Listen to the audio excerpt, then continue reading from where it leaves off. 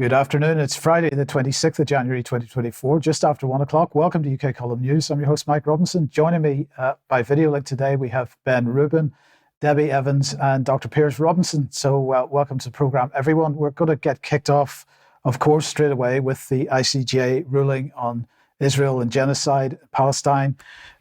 So what have they said? They noted that they were deeply concerned by the continuing loss of life in Gaza.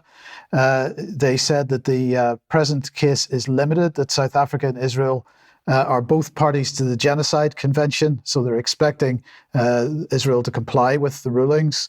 And they said that they absolutely have jurisdiction to make orders.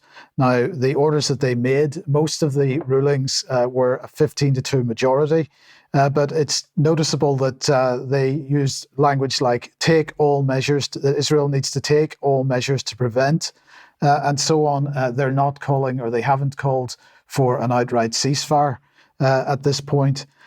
She absolutely said that the court has jurisdiction to consider the case. And they said that the rulings today are not prejudicial to any future genocide decision.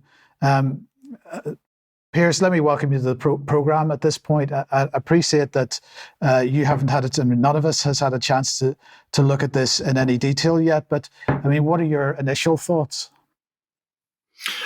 Well, initially, at least, this issue has not been kicked into touch at this point to take these potential proceedings out of the game. So in that sense, there's a positive there. Whether the comments firm enough, and as you pointed out, in terms of calling for an immediate ceasefire, I mean, some commentators seem to be highlighting that and how much of an issue that is. I think that's probably not as important as the bigger point here is that this is going ahead, that this is going to clearly go into a long legal phase. And, Israel has now got itself into a corner where it can be, it's very likely to end up being found guilty of carrying out genocide. I mean, we have to wait and see what happens in the long run on that, but that is definitely still in play.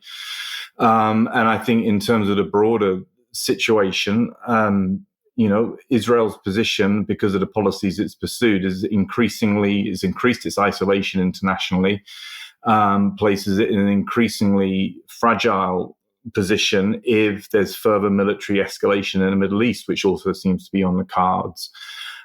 So I think, that's about as much as I could read into this as this has just happened.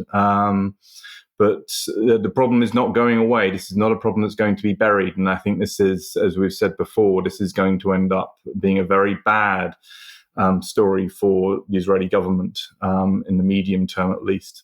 Yeah, thank you very much for that, Piers. Now, obviously, this is a breaking story, so we don't have any more on it at this time. We will keep you posted in due course. Let's come back to the UK, Debbie, and welcome you to the programme. The dark subject of deaths here. Yes, good afternoon, everyone. And after the recent Andrew Bridgen excess death debate, together, the organisation hosted an excellent Zoom meeting. And that's what I'd like to focus in on today. So end-of-life care, firstly, a good death, dying of thirst, dying for a drink. We all know about, or we've all heard about midazolam, but for those of you that haven't heard about midazolam is called an essential palliative care drug, although that is questionable. There are new guidelines out now for the use of midazolam. It's a commonly used benzodiazepine in palliative care, one of the 4 essential drugs for the promotion and quality care in dying. So I watched the debate intensely, and I've listened to Father Professor Patrick Pulicino. He was a consultant neurologist in the NHS, and he called out the Liverpool care pathway. He's a remarkable man. You cannot diagnose dying. And Professor Pulicino has been very vocal in not just end-of-life care, but also in what's been happening during COVID. And I'd like you to just listen to a little bit of what he said. third point is end-of-life care is rapidly lethal because it combines sedation and dehydration. Those two are very, they sort of, they help, they push each other. So sedation causes somebody not to drink, and dehydration causes them to become confused and lethargic. So it's a vicious circle. Neither of those two should be allowed in medically sick patients, particularly the elderly. Elderly should never be sedated. And, people learn that at medical school because it can be lethal. And obviously nobody should be dehydrated. And then finally, one point is about midazolam. And this has become, to me, it's become clearer, particularly after COVID. And I think most of us know that the peak of COVID deaths in out of hospital patients was concurrent with the peak of midazolam use. Midazolam is a benzodiazepine. It's the most powerful one, but it has a very short half-life, so it has to be given by continuous infusion. And as a result, it's particularly used for conscious sedation, what is called conscious sedation, removing teeth, that sort of thing, where you need a very short period of sedation, which turns back, which once you move it, returns to normal. It is, if you look at the license or the label for its use, end-of-life pathways is not a licensed or label use. It's an off-label use. So and the reason is because there's no medical evidence supporting. There can be no medical evidence supporting what is effectively a lethal side effect of this drug. And if you look at the British National Formulary on midazolam, you'll find that all benzodiazepines have to be given very carefully in the elderly. And secondly, there is a contraindication in the BNF to giving an opiate with midazolam, and those are actually both prescribed together. So you're effectively prescribing a lethal combination, which should be illegal. And secondly, you're giving it to a vulnerable group of patients, the elderly, the sick elderly. So again, not surprising that people die quickly from this.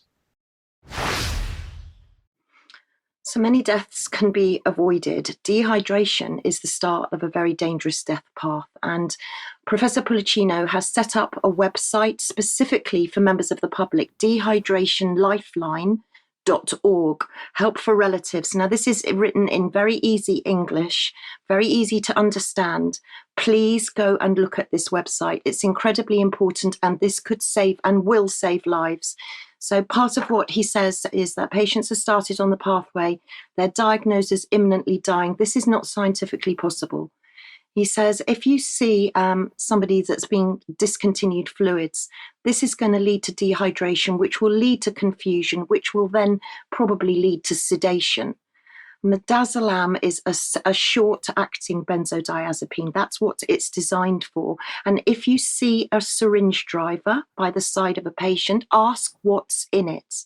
He then goes on to give some really, really vital advice. The signs of dehydration, very simple. Please read these. They will save lives. If someone's thirsty and can't reach their drink, maybe they're immobile, maybe they're a young person who's maybe got a fracture.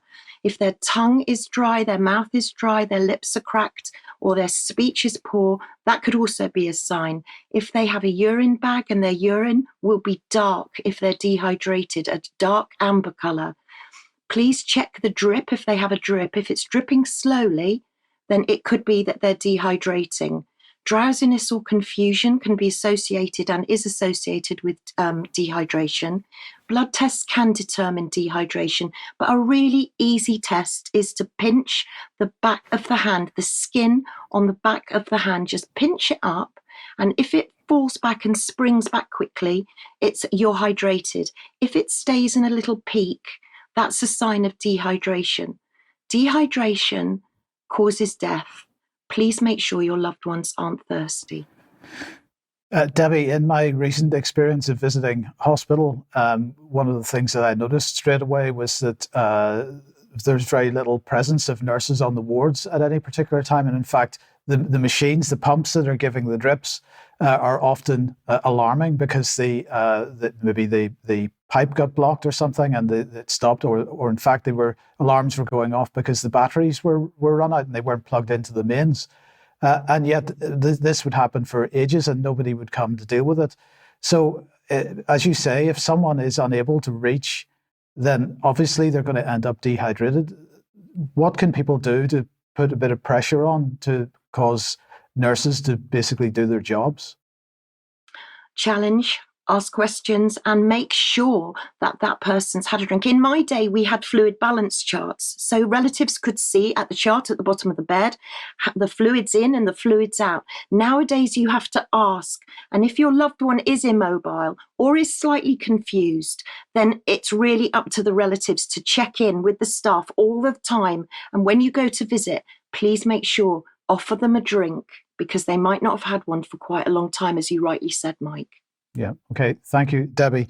Ben, let's come to you then. And everybody's favorite politician, Tony Blair.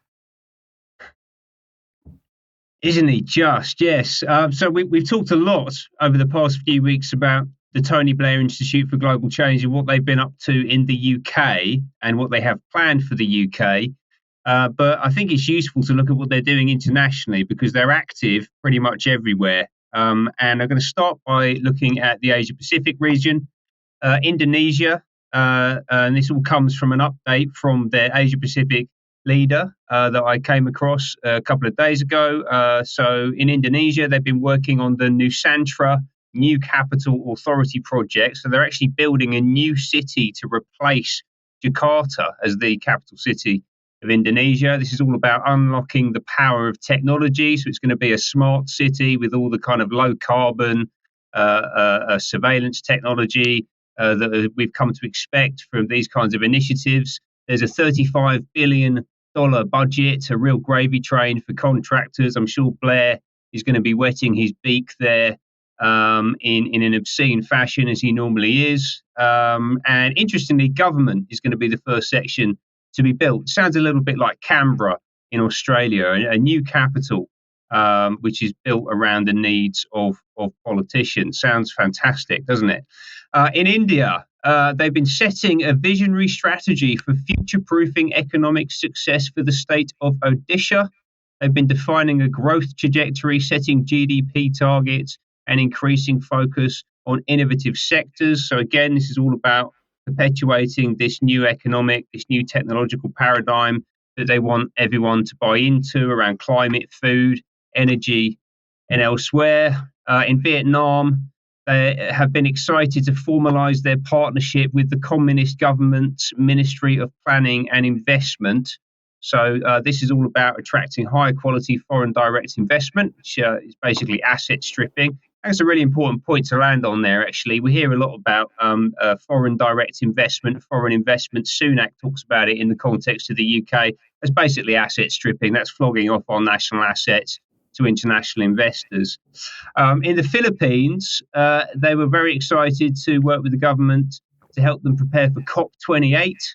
And they actually gave them a platform, a Blair Institute-run panel at COP, which was about applying tech in times of crisis. Yeah, the manufactured crisis that Tony Blair's had quite a serious hand in developing. The Philippines, as you're probably aware, is also run by a fairly dictatorial figure. I think this is why Tony likes going around to these countries. You can just go talk to the top guy and get things done. And they've got big growth ambitions for the region in 2024.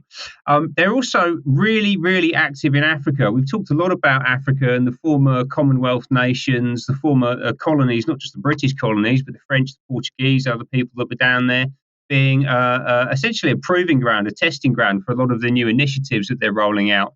One of these things has manifested through a partnership with C40 Cities, which I think is particularly interesting. We've talked a lot about C40.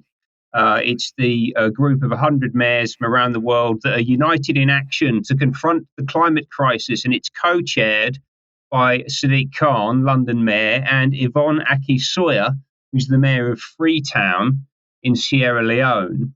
And I came across this post a few days ago, which talks about Mrs. Aki Sawyer or Miss Aki Sawyer and the Freetown, the Tree Town initiative that was funded by the Bloomberg Philanthropies Global Mayor's Challenge. It was won a couple of years ago. They planted nearly 1 million trees, actually. It's quite a commendable initiative. But what I don't understand really with any of this stuff is why it requires international billionaires and really, frankly, war criminals like Tony Blair to come along and enable it. Can they not just do this stuff off their own back, like with local investment? It seems that would make a lot more sense. Now, the person who shared this post, she's particularly excited.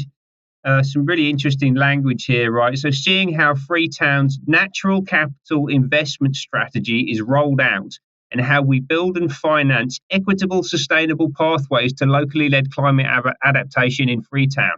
Hashtag climate change solutions, hashtag climate finance, hashtag climate change action. The language around this stuff is so turgid and bureaucratic, but unfortunately, this is how these people speak.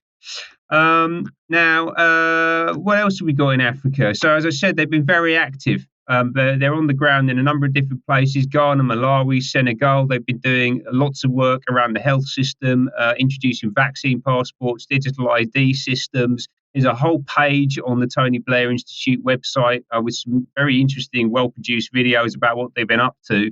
And as I say, I see this essentially as a laboratory for what they're looking to roll out across the health system in the UK and other developed nations.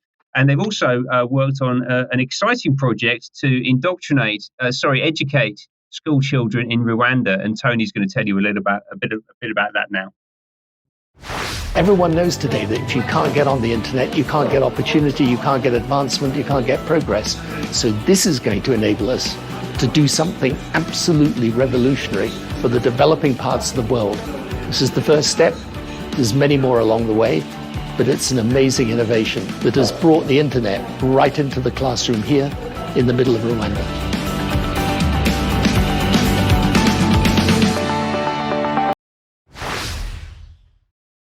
So 4 things from that video. First thing, is Tony making funny hand signs again?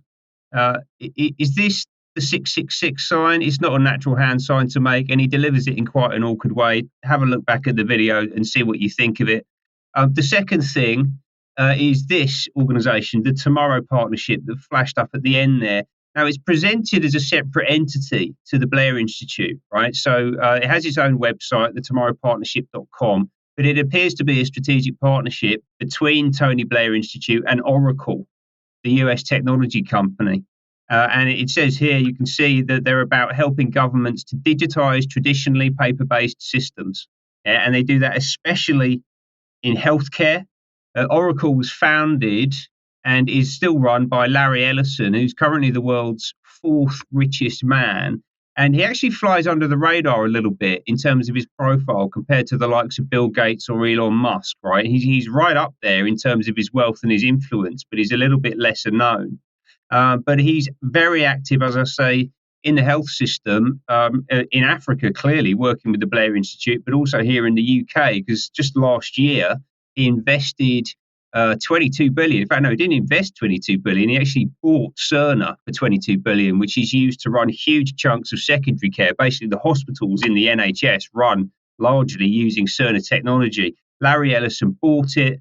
Blair's been working very closely with him. He helped him set up the Ellison Institute at Oxford University. As thanks for this, Ellison gave Blair the thick end of £100 million for his own institute. These two are thick of thieves. Got to keep an eye on them.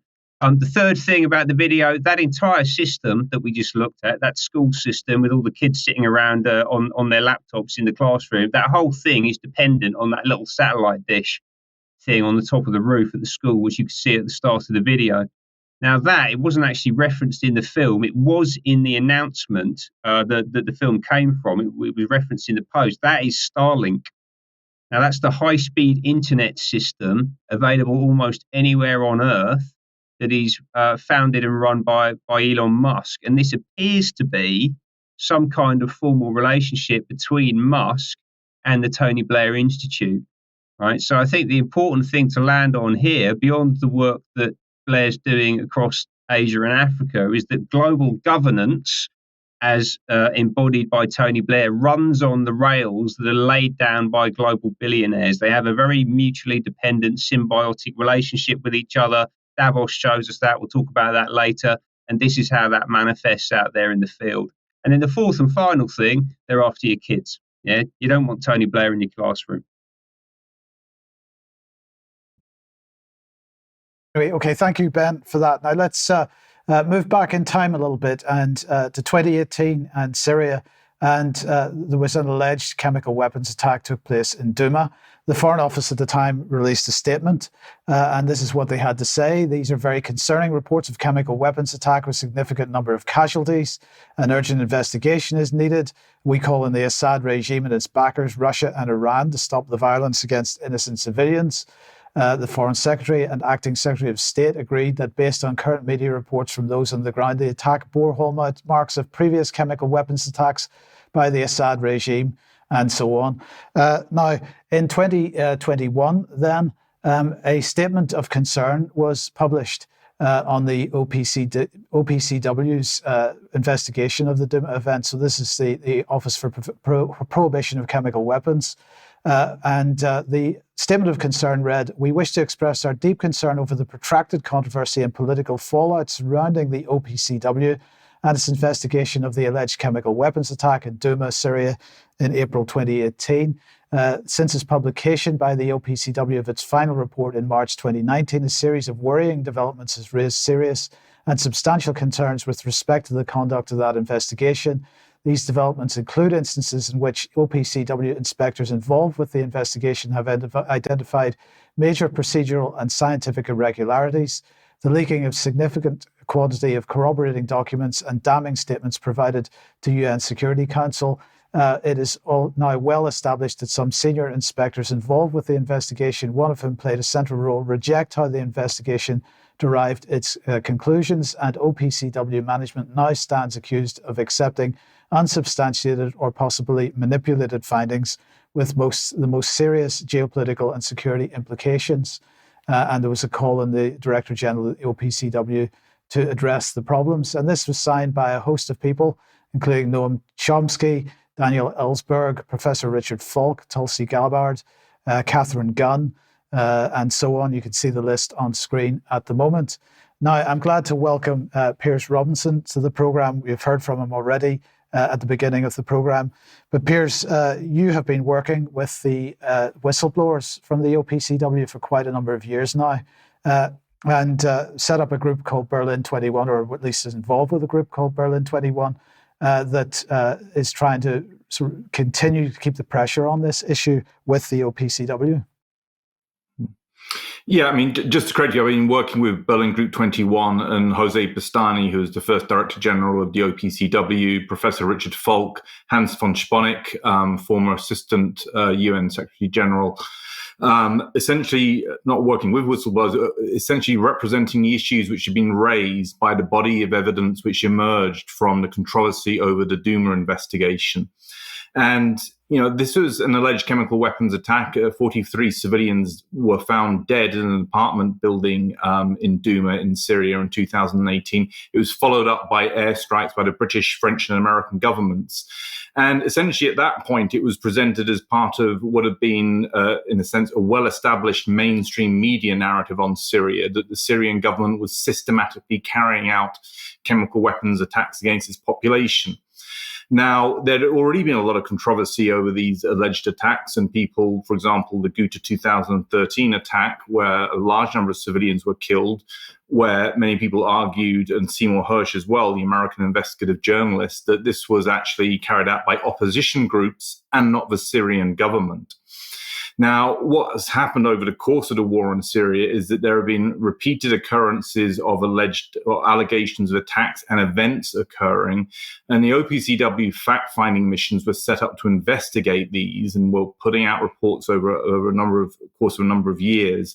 And then with Douma 2018, I think that the bottom line, and to keep it simple, is that the manipulation and distortion of these investigations, which have been going on for many years, essentially to try and point the finger of blame at the Syrian government, became so obvious and so extreme in the case of Duma 2013 that people involved in the investigation started to, as it were, blow the whistle on it.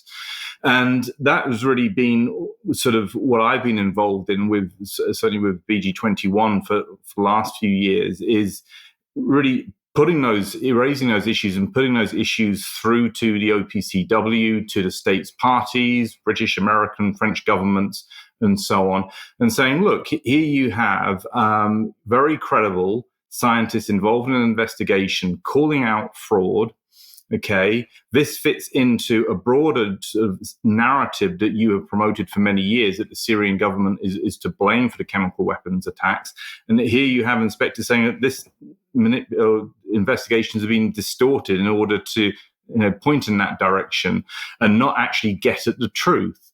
And so what you have here in the broadest sense, if you think of Iraq and weapons of mass destruction and the well-established deceptions in that case that we know a lot about now, you have the same kind of playbook operating in Syria, where Western governments co-opting and corrupting OPCW investigations, working with opposition groups on the grounds, have been able to fabricate and build this narrative of chemical weapons attacks. Some of these events involving real deaths of civilians and real use of chemical weapons and so on, but not in reality or factually attributable to the Syrian government. So this is a very big issue, and this is a very big deception which the Duma controversy points to. And as you can see in the statement of concerns which have been issued, the body of evidence demonstrating this is very, very strong, as well as insiders, OPCW inspectors blowing the whistle on this as well. And this issue, as I say, has been continually put. The response throughout has been two strategies carried out by the British, French, and American governments in tandem with senior OPCW management. And that has been to smear the people raising questions as conspiracy theorists or disinformation activists. It's one strategy. The other strategy is simply not to respond, to refuse to respond to the very clear questions which have emerged from the issues raised by the scientists. One tiny little example, if you'll forgive me the detail on this, is that there was a toxicology report conducted by NATO chemical weapons experts, which concluded that civilians in Duma were not killed by chlorine gas. Okay, and this was the allegation that they were killed by chlorine gas. And that was actively suppressed by the OPCW across the course of a number of reports. And so that's a little example of quite how serious the manipulations have been.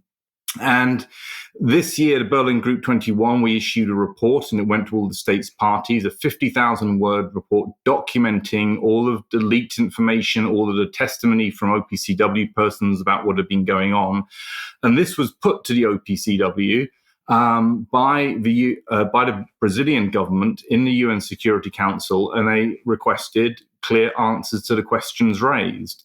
The questions have been raised again at the OPCW Conference of States Parties in November of 2023, and yet again in December at the UN Security Council. Brazil has raised questions about irregularities and so on, and the response is zero. They are just trying to sit this one out.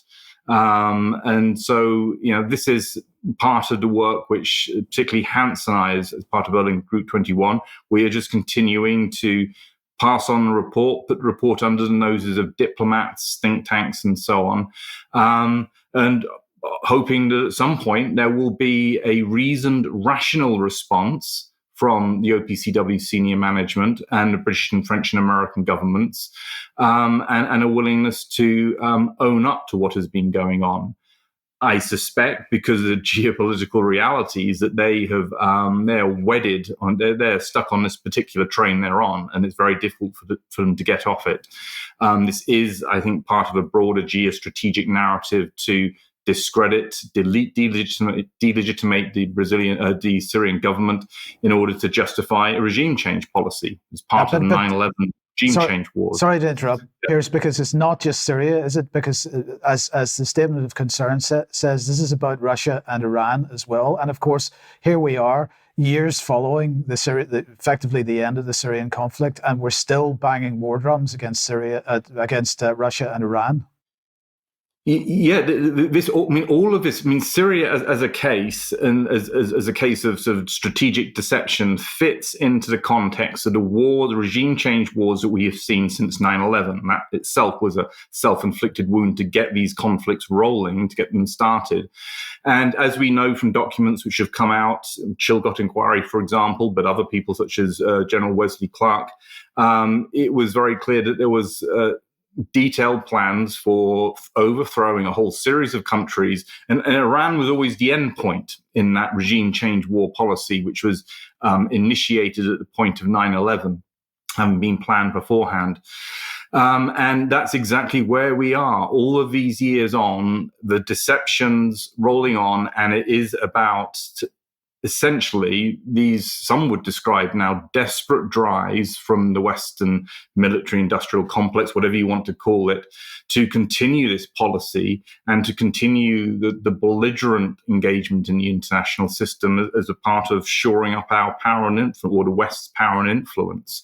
Yeah. So it's very much part of this bigger geopolitical picture. And as with the case of 9/11 itself, the sooner Western publics fully wake up to the level of deception and manipulation, then the sooner there's some possibility of significant pushback against Western governments. And, we are getting closer and closer to that point where if we have major escalation in the Middle East, if they go for Iran, if the neocons get their way, and we have war with Iran, it's very unlikely that China and Russia will stand to one side in that. And, difficult with the younger generation today who've been sort of anesthetized to sort of the level of conflict in the international system. This is an extremely dangerous point in time. And us going a regional war in the Middle East, expanding, and then Russia and China becoming involved, that can head to very, very dangerous and dark places. Yeah. Not definitely what's going to happen, but it would be naive not to recognize the dangers implicit in that. So yes, the OPCW issue very much fits into this broader network, and for sure, I mean, I obviously have been involved in researching and writing about this, and also with Hans and BG21. It is a case where the evidence is there. It's very, very solid. There's very little room for alternative interpretations. A bit like where we are now with Iraq and weapons of mass destruction. We've got the evidence on that of what was going on, etc. Same goes for 9/11, and the same goes for what's been essentially created as part of trying to overthrow the Syrian government, a major strategic deception, and so on. So, for people who like the details, the evidence is there, and the people, Hans and I in particular, but also I think OPCW persons who have raised issues, whistleblowers and so on, no one's going to let this one go. Okay, Piers, I'm going to say thank you very much for that. I just wonder if you've got just 2 words on this. If we look at this example of the OPCW, but then we've also got the World Health Organization and other UN institutions that are effectively being co-opted to pursue a Western agenda. Do you think the UN can come back from this? Yeah, I mean, these parallels are important. And this, if people read the statement which BG21 has just put out on its website, and Hans and actually Professor Richard Falk have got a book coming out on the United Nations. And of course, both have been heavily involved, and Hans was an employee of the United Nations. What we have here is another piece of evidence of the corruption and co-optation of our international organizations. We've seen it with the COVID response. We see it every day in the geopolitical context. Can it come back from this? I'm really not sure. I think the institutions are very corrupt.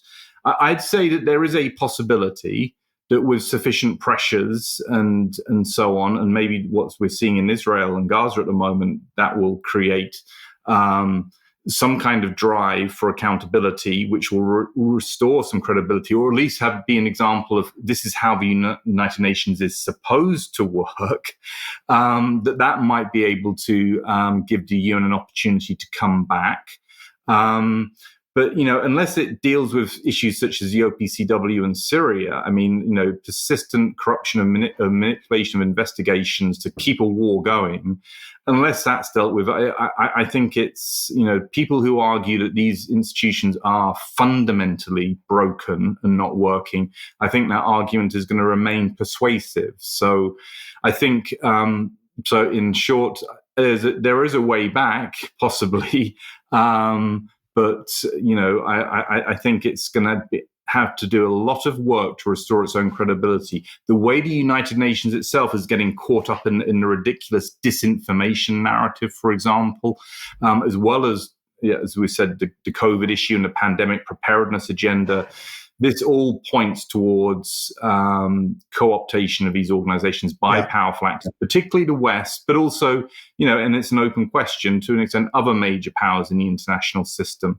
One of the problems we have is that I think that all governments are tempted by these technologies of control and manipulation, whether it's censorship or pandemic preparedness and so on. And so it's tempting for all powerful actors to sort of run with those agendas. And in a sense, what you need and what the UN should be is it should be there for the peoples of the world. That's what it's supposed to be for. Yeah. And, that's going to be a long road and a very hard road, I think, sort of rebuilding the UN so that it is properly functioning as a voice in order to represent the people of the world rather than powerful elite groups. Yes. But, never give up hope, I would say.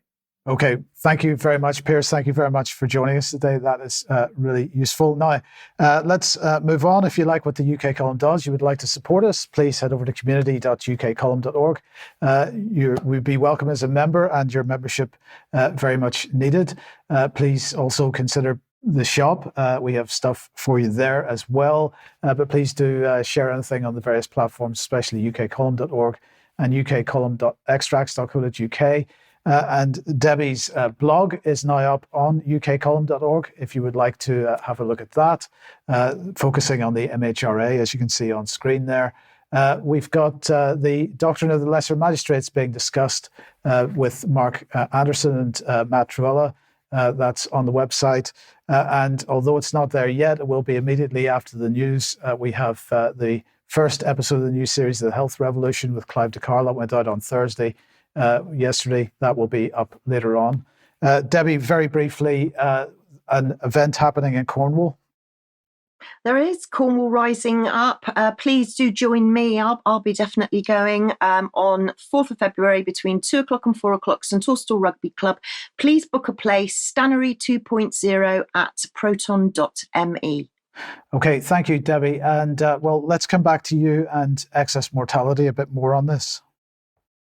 Okay, so yes, we've talked about end-of-life care. So end-of-life care is essentially euthanasia, and this is where a doctor administers a substance to accelerate death. Assisted suicide is where a person ingests a substance to facilitate their own death. Professor Kevin Ewell was also present on this incredible Zoom held by Together. The link will be in the show notes. Professor Kevin Ewell is a historian. He's also researched assisted suicide. He's the CEO of Humanists Against Assisted Suicide and Euthanasia. Let's hear what he had to say. I'm here to talk really more about the context in which these kind of things are happening, and to draw your attention really to proposed legislation that should probably come in this year, which is to amend the Suicide Act of 1961 to allow assisted suicide and euthanasia. So I think this will target people who feel a burden. This is the evidence that we have from other countries where it is legal. It will target people who feel a burden. Feeling a burden is a more important reason than pain in every survey that asks why, in areas where it is legal, it takes place. So where it's been in place some time, proposals have inevitably emerged to allow euthanasia for all those over the age of 75 who are, quote, tired of life. And that is the Netherlands. It originally in 2011, I believe it had 115,000 signatures behind it, that proposal. It has come up in the Netherlands twice since then. It has not been successful. but I think it's a danger. Also in Canada, which legalized euthanasia and assisted suicide in 2016, already there was a Quebec doctor who became notorious for suggesting that in fact euthanasia would be very useful to extend to minors, to children of all ages. But he also, in the same discussion, said that people who are elderly should have access to euthanasia. So I think that's part of the whole thing. I'm a historian. Part of the campaign for euthanasia, historically, it first emerged in 1870, no sooner, no later. That's, we can be fairly exact, unlike most historical points. It's exactly when it came up. And part of the campaign has always been compassion. There's no question that compassion comes into it, but it has always been coupled with social utility. And this is the problem. Serious proposals for euthanasia were part of the eugenics movement. They aimed to streamline society by getting rid of those whose lives were inconvenient to themselves, but also to others, to society more broadly. So those motivations continue today. I don't have to tell you about, I hate talking about the 1930s because I don't like to tag my opponents with the idea that they're a bunch of Nazis. And of course, they're not. They're well-meaning people. But of course, people are very familiar, I think, with the mass euthanasia that happened under the Third Reich, that began with the disabled, then with the mentally disabled, and then Jews. So it's sort of extended in that way. I'm happy to answer questions or give lectures about that because that's what I used to do. So the assisted dying bill, as Professor Yules says, is set to come in possibly this year. So please do go and look at that video. Jumping on to another topic, of course, which involves death again, is vaccine injuries. And I'd like to just take you now to a topic that was held in New Hampshire Senate. This was relative to vaccine and pharmaceutical products being distributed by the state. And Senate Bill 319 prohibits the state of New Hampshire and its political subdivisions from purchasing or promoting or distributing any vaccine or pharma product that has not been tested with voluntary human trials. I was absolutely staggered, and I'm going to introduce you to Dr. John Bowdoin, who you may not have heard of. He's a systems engineer, and he gave evidence at New Hampshire hearing. He wants to know why the mRNA skipped all trials. He has the most amazing amount of evidence. He has 1 million unredacted death certificates, which he has analysed comparably with VAERS data. Let's hear what he says. 1 million unredacted death certificates, about 500,000 from Massachusetts, 420,000 from Minnesota, and the balance comes from Vermont. I'll just talk about Massachusetts for a minute. As far as safe and effective goes, I traverse the hierarchy of data and evidence from the individual case, that's a single death certificate, all the way up through all-cause, which is the highest level of hierarchy. So all-cause deaths, yes, they were up quite a bit in Massachusetts in 2020, but they were also up in 21 and 22. All of a sudden, the causes of death that were causing the excess death shifted from a respiratory seasonal virus. So you have pneumonia deaths, ARDS, COPD. They were up in 2020. Well, what happened on a year boundary when the vaccines were introduced? Everything shifted to blood and circulatory. Blood and circulatory deaths all of a sudden started going up. They didn't go up when COVID was around in 2020. They all of a sudden started going up in 2021. Acute post-hemorrhagic anemia, thrombocytopenia, cardiac arrhythmia, cardiac arrest, pulmonary embolism. And I can tell you about the individual cases. Cassidy Baraka from Groton, Massachusetts, was injected in January 13. There's a report written about her. She reacted in 5 minutes, vomited for 8 to 10 hours. Cassidy died on January 18, 4.5 days later. You know what it says on her death certificate from Massachusetts? Complications of coronavirus 19 viral infection, with no mention of the vaccine. Those are multiple federal felonies that the medical examiner, Stephen Schwartz, committed on her death certificate.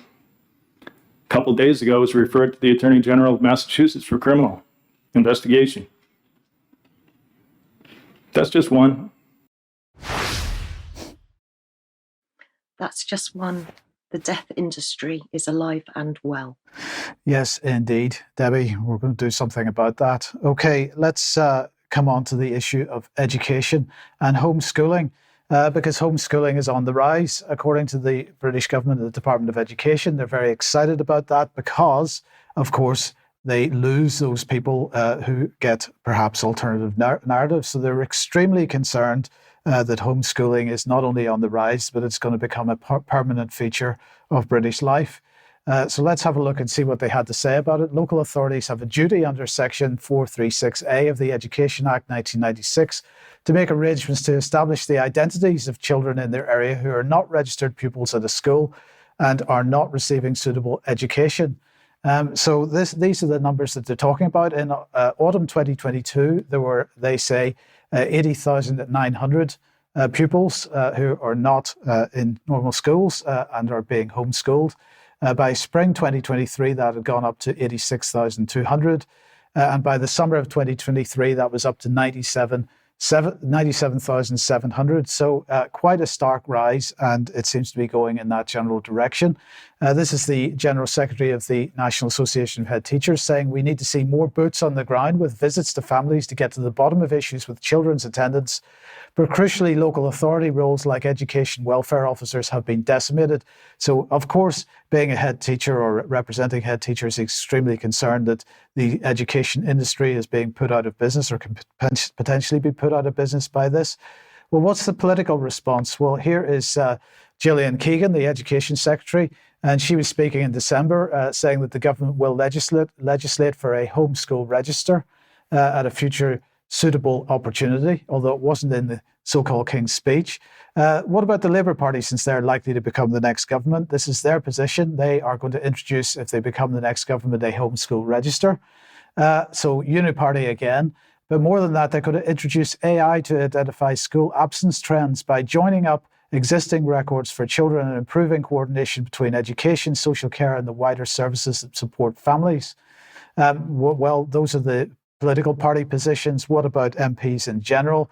Well, this is Robin Walker, chair of the Education Select Committee, saying that the Education Select Committee stresses the urgent need for government to bring in the long-awaited register of children not in school and statutory guidance to help schools boost attendance, including guidance on councils' inconsistent use of fines. So clearly, we're heading towards an attack on homeschooling from government, but not just from government, also from the media.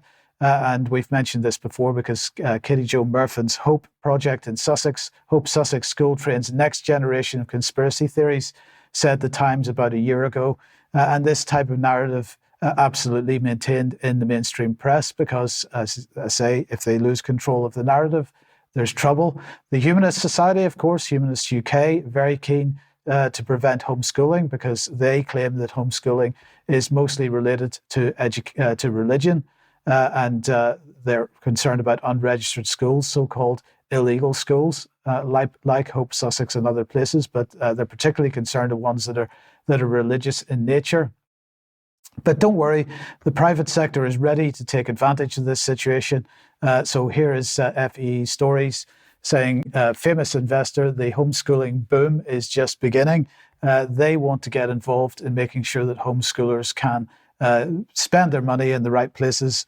And of course, this is really just, I believe, an effort to make sure that the narrative finds its way into homeschooling as well by private companies providing tools and mechanisms for people to homeschool with ease at home and so on. But let's bring this on from Hannah Frankman, who's saying homeschooling your kids is not a luxury. It's a sacrifice, but it's worth it. But it's worth it. I would just say to finish, it's not a sacrifice if you're able to do it. It's an act of resistance because, of course, it is absolutely counter to the mainstream narrative in many ways. Encouraging news, Ben, that people homeschooling, the numbers homeschooling are increasing. We've got to encourage that as much as possible, I think. I agree, yes. One less child in the grip of state indoctrination, the better, basically. And actually it runs completely counter to the trend that I'm going to talk about now, interestingly. And these two things are obviously directly linked to each other. You will not have failed to notice that there is a loud and ongoing and concerted effort to introduce women into the workforce and to rapidly elevate them into positions of power and authority. But where's it coming from? How does it manifest? And what are the implications of all this? To kick things off, we're going to listen to Common Purpose CEO Adirupa Sengupta. It is widely acknowledged that women have historically faced greater barriers when it comes to fully participating in economic life. Across the world, geographies and backgrounds, disparities between men and women persist in the form of pay gaps, uneven opportunities for advancement, and even disproportionate representation in decision-making. The challenges have been compounded further by the COVID pandemic. The value of gender diversity, particularly in the workplace, is something we must make greater efforts to solve. Women bring different perspectives and approaches to the world of work, which can result in a more inclusive workplace and often much better results in organizations. Inclusive leaders and inclusive organizations outperform those that are not, yet women remain underrepresented in all levels of management. To achieve this, we need in our organizations and as a society to create spaces and opportunities for women across the world to help them to share their experiences with the next generation of female leaders to spark, to motivate, and to mentor. When we can create opportunities to come together and learn from each other's experiences and perspectives, we not only help overcome the barriers we may place on ourselves as women, but also we can build our courage, our confidence, and resilience. No mention of children at all, which is historically the reason why women were not in the workforce. They were taking care of the children. That was part of the nuclear family unit. It was the kind of core base unit of our civilization for the whole of human history up until very recently. And people like Adirupa Sengupta at Common Purpose are very keen to push back on that. Apparently women have been oppressed. We've got to give them more money. We've got to give them bigger jobs. We've got to involve them in all the important decisions. Apparently, inclusive leaders and organizations outperform those that are not inclusive, i.e. that don't proactively work to bring women into them. And unfortunately, we hear this all the time. I can fairly confidently tell you that there's very little real-world evidence to support that claim. Anyway, how does all this manifest in the world? So here's an organization from Davos last week, 100 Davos women, one of a bewildering array of different organizations purely focused on female empowerment, getting women into top jobs, funneling lots more dosh and power towards them. You can see here that it's sponsored and promoted by a bunch of big global corporations. They always have a funky hashtag. Here it's convening to catalyze change. But that doesn't actually mean change to the system itself. There's no mention here that Davos is the annual meeting of the global slave trade. Obviously, none of that matters so long as the people running the global slave trade have got the correct genitalia. That's what these people appear to think. There's another example here, the Reykjavik Global Forum, again appearing at Davos last week. You can see a lot of posing, a lot of outfit changes, a lot of expensive sunglasses, a lot of spouting off about how they need to be given more money, bigger jobs, and more power. The hashtag here, power together. Now, the Reykjavik Global Forum is an interesting event. It's a women-only networking event. It's held in Iceland's capital at the end of the year. There was one a couple of months ago. And apparently, the solution to all of these awful male-only spaces is wonderful female-only spaces, right? They're doing the same thing, apparently, but in reverse. Does that make any sense? No. Is it supposed to make sense? I don't think so. And have any of these women even considered that this might be a bit hypocritical? Almost certainly not. And the assumption, again, is going back to this issue around home education and the way that the family unit ultimately has operated very successfully for forever. The assumption is that these spaces in industry or politics or wherever else were male dominated purely because men wanted to accrue power and money for themselves at the expense of women, right? That's the tacit assumption that sits at the bottom of this worldview, and I think that it is fundamentally cynical, fundamentally inaccurate, and actually incredibly dishonest in the way that it's applied. Now, I heard about the Reykjavik Global Forum, after seeing a post from this lady. And this is Jane Geraghty, and at the time, she was the global CEO of a company called Landor, which is a big design agency. I actually know a bunch of people who work there. Hi, guys. Now, she talks about 500 mighty female leaders from politics and business. Right, so politics and business, the integration of those two things is fascism, but don't worry, they're ladies, so it's fine. Now, again, they all agreed when they got together that they need to be paid more money, they need to be given bigger jobs. They also talk about gender-based violence, which is very important, but it doesn't have anything to do with those other things that they're talking about. I think it's really just a smokescreen to stop us from being able to criticise them, but I'm just going to have to wade through that one, unfortunately. Now, I want to draw your attention to the quote that we just saw on the right-hand side. This is really important, yeah? So Geraghty here says that the creative industry has been very successful at using commercial creativity on behalf of brands, businesses, and our hope is that we take all that expertise and apply it to influence policy. And that's really important, right? For the first reason it's really important is that Jane Geraghty has just been promoted from her position as CEO of Landor to the Global Chief Client Officer of WPP. Right? So she runs all client relationships internationally for the world's largest advertising group. Right, so she and others like her in similar positions are actively working to turn these organizations, these huge global communications networks, from commercially focused entities to activist and campaign groups that are designed to change hearts and minds around social and political issues. Right, so these are extraordinarily powerful propaganda machines, basically, largely run by women and largely aligned to the globalist agenda that we talk about so much. And we've talked about it a lot today. We talk about it pretty much every week, right? It defines everything that we do here on the column, pretty much.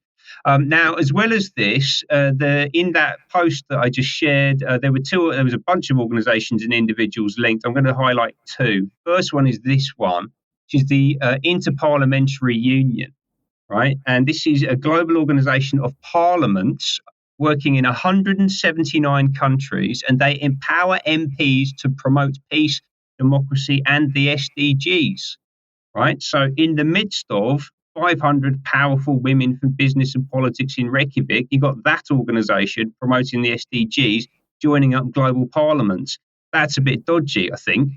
And then the second organization and individual I want to draw your attention to is this company called Verian, and the CEO, Michelle Harrison, who looks really scary, actually. Sorry, Michelle, but you do. And Verian used to be called Kantar Public. Right? And Kantar is a huge market research company owned by WPP. They use it to research public opinion, to test messaging for campaigns. Like, they work across all sectors, and she runs the public sector component of that huge organization. And that business has just been acquired and spun out in a management buyout supported by this group, Trilantic Europe. And this is actually the old Lehman Brothers merchant banking business. And they've supported a management buyout of Verian from WPP. And what they talk about is powering decisions that shape the world. Yeah, and that includes, if you go to their website and you can see this little video, click that video on the right-hand side, it includes creative execution of behavioral change. Yeah. Now, those are their words. My words are, this is basically a large-scale propaganda machine designed to push forward a global agenda backed by some very questionable financial institutions and all aligned to an agenda being put forward by common purpose. And women fundamentally sit right at the center of it. Thank you, Ben. Now, Debbie, just before we come on to your final segment here, have you got any thoughts on that? Sorry, Mike, I didn't hear. Sorry. I say, just before we come on to your final segment, have you got any thoughts on Ben's segment there? Yes, I have. I would really like an invitation with some of these women because I have a lot to say about it. Perhaps we can talk about it a bit on Extra because it's fascinating. I have a completely different perspective. Who would have thought? Yes. Okay. Thank you. Now, Debbie, let's finish today with the World Health Organization. Yes, and you know what? This is going to be uplifting, I hope, for everybody. So James Roguski, who's done so much work on scrutinising the WHO and the international health regulations. His latest Substack is entitled Big Trouble in Little Geneva. And after a 1-hour briefing was presented to the WHO, it would seem that all is not going too well. So what are those reasons that he lists in his Substack? So a number of them. I won't read them all out, just a couple there. He says that many facts were omitted, including the January 2024 deadline.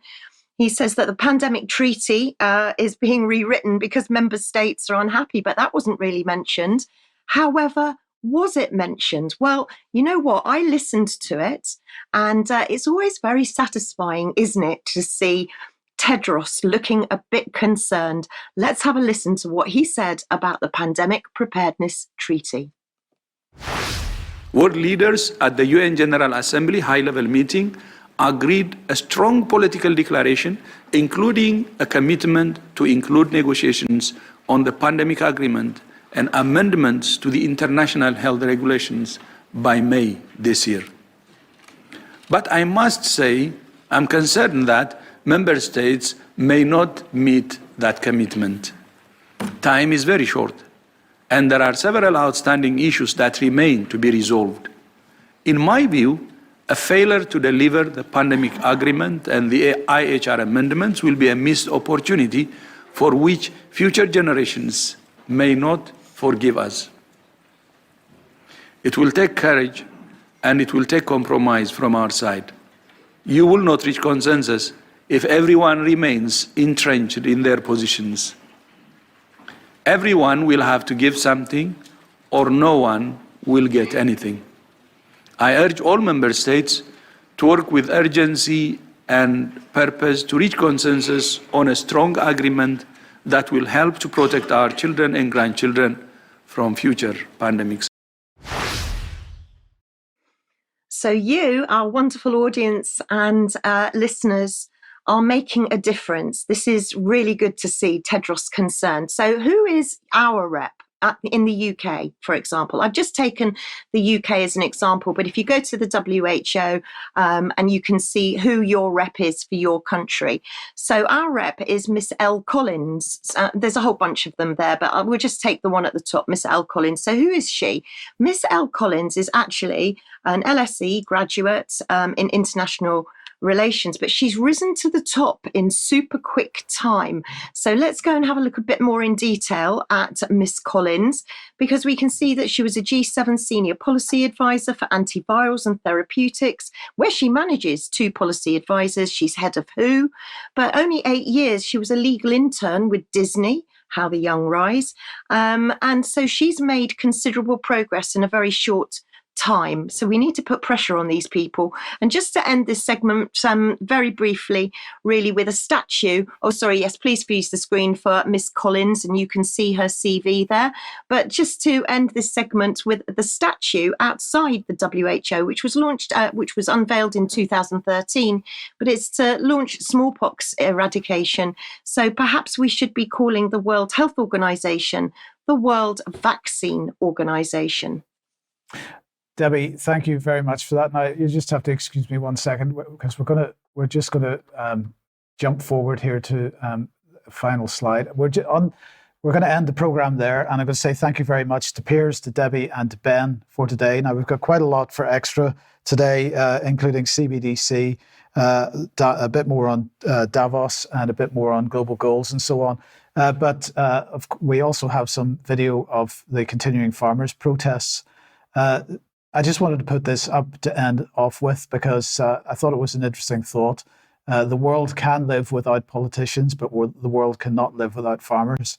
That may well be the case. So just keep that in mind.